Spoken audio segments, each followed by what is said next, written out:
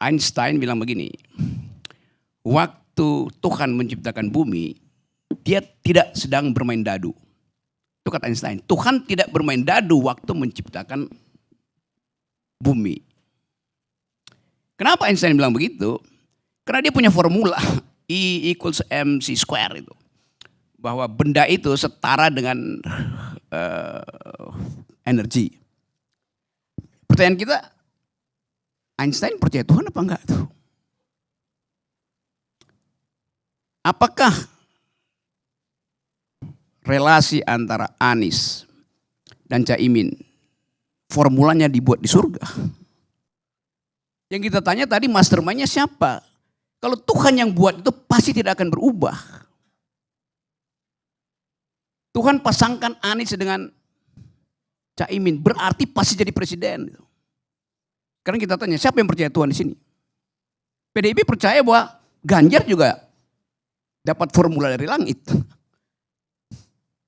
Kan Anda semua sebetulnya mempromosikan semacam optimisme yang irasional itu.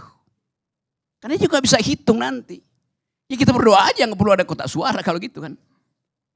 Jadi kita mau balikkan bahwa analisis itu diletakkan pada posisi bahwa anything goes. Dan dalam politik tadi Anda sebutkan, politik adalah seni kemungkinan.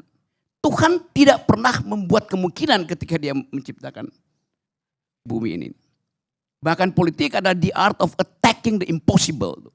Bahkan yang tidak mungkin masih bisa dilanjutkan. Hubungan antara Anies dan Caimin itu adalah attacking the impossible. Yang tadi Anda nggak bisa bayangkan mungkin, itu terjadi juga. Yang kemudian dirumuskan di situ sebagai pengkhianatan. Hak dari Demokrat untuk mengatakan itu.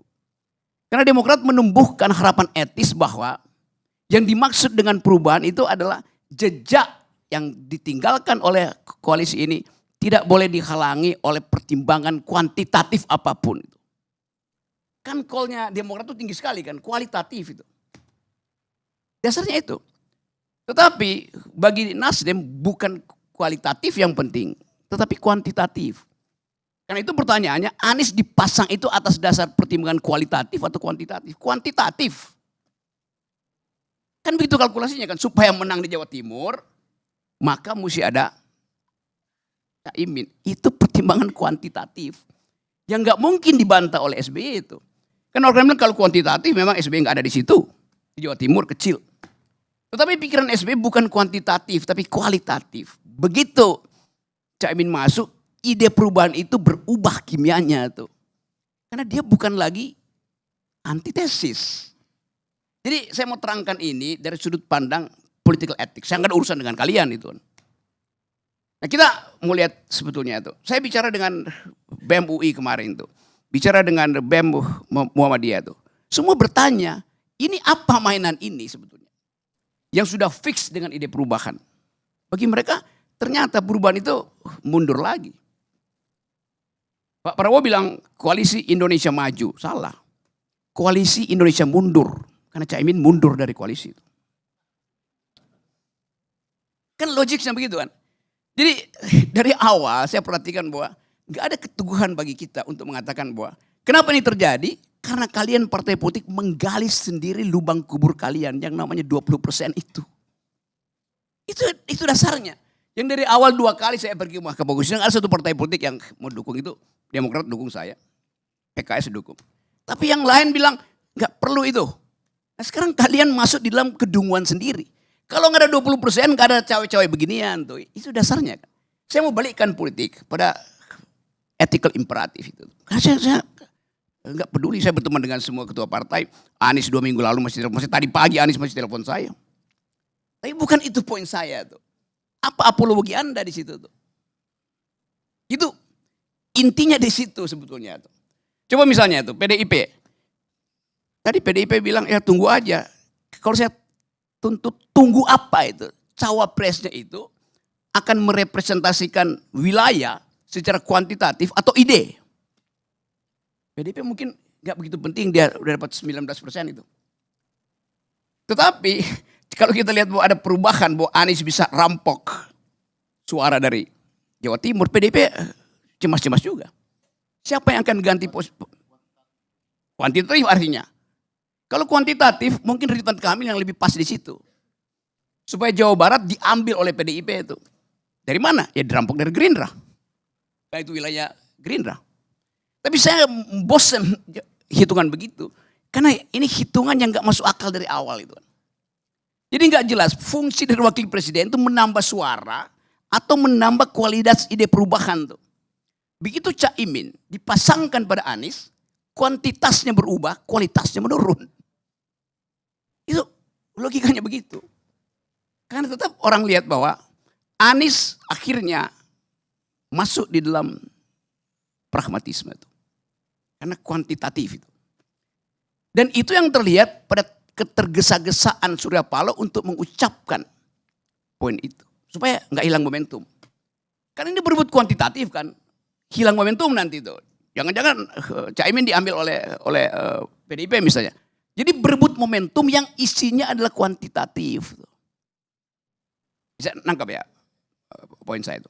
Oke, saya skip itu sebagai satu problem yang ada di dalam masyarakat kita. Jadi kalau dikatakan apakah kalau Anies menang akan ada perubahan? Tidak. Tidak seperti yang dibayangkan waktu bersama-sama dengan Demokrat. Memang ada perubahan, tetapi kualitasnya udah berubah itu. Al-muhafadzatu, sebentar. Ini jadi jangan memaksakan seolah-olah konsep Bung Rocky itu satu konsep perubahan yang paling mutlak. Ada konsep lain dan ini menjadi pilihan kami.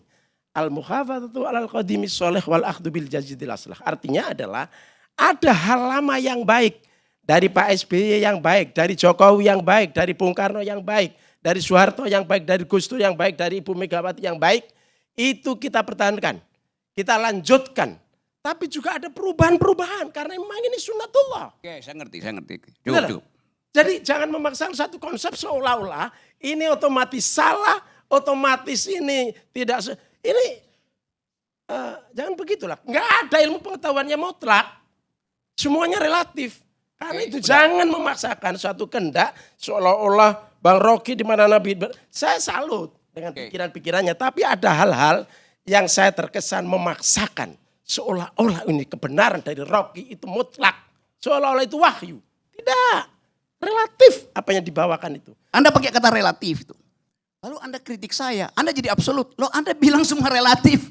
Ya, bahkan ya justru itu poin Anda juga bahwa Cak Imin itu mengutip semacam sejarah dari NU. Itu absolut apa relatif? Yes. Ya udah. Kalau gitu dengan. Ya karena itu saya mau terangkan versi ini. Versi bahwa masyarakat sipil terutama the intelektual melihat ini sebagai pemburukan justru tuh. Jadi kualitas kimia yang tadinya ada di dalam molekul Anies dan PCI dan AHY, kualitas kimia itu tadinya sifatnya kohesif antara Anies dan AHY. Dua-duanya ada dalam ide antitesa itu. Tetapi Anies dan Cak Imin sekarang dia bukan ikatan kohesi, ikatan adesi. Dua molekul yang berbeda itu.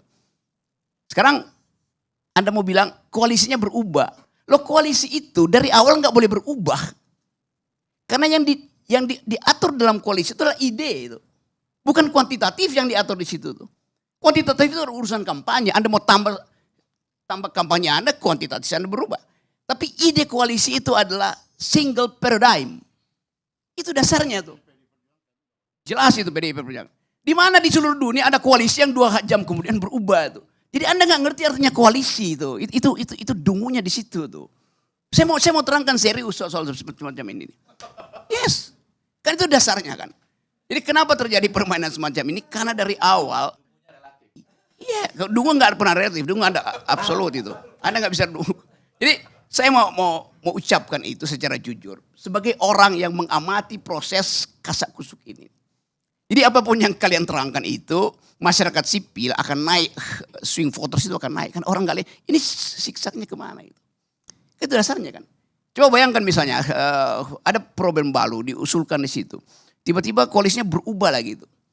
Lalu yang namanya koalisi itu apa kalau gitu? Jadi saya ulangi ya, koalisi itu artinya kesamaan ide dan visi supaya kuantitas itu bisa diproyeksikan berdasarkan kesamaan itu tuh. Jadi begitu kualitasnya berubah, kuantitas juga berubah. dasarnya. Oke ya, saya coba cari kata penutup ya. Masih bisa dibantah. Ya boleh aja bantah tapi. Saya ada ilmu untuk membantah. Yes, ya. Saya terangkan pelan-pelan. Gak, kata penutup aja. Tadi saya mulai dengan, karena Anda mulai dengan Tuhan mastermind itu. Yes, itu oke. Saya mau kunci dulu ya.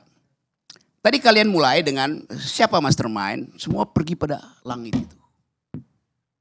The Almighty God itu. Oke. Saya bilang tadi, dengan inspirasi, kata Einstein, Tuhan menciptakan peristiwa bukan dengan cara bermain dadu, lempar dadu. Karena ada pola di situ. Tapi coba, dalam politik, kita pakai prinsip itu. Gak mungkin kita pakai prinsip itu. Kenapa? Karena iblis juga justru bermain dadu dengan dadu yang pernah dipakai oleh Tuhan. Itu politik. Dasarnya. Karena itu ada cawe-cawe, karena ada tukar tambah tuh. Jadi sekali lagi, Tuhan tidak bermain dadu karena dia ingin ada kualitas di dalam politik, termasuk di dalam cara-cara tukar tambah politik. Kualitas itu hilang. Artinya dadu itu sekarang dipakai oleh iblis. Dadu itu namanya 20%. Jadi kalian bersama iblis menggali kuburan kalian sendiri. Terima kasih.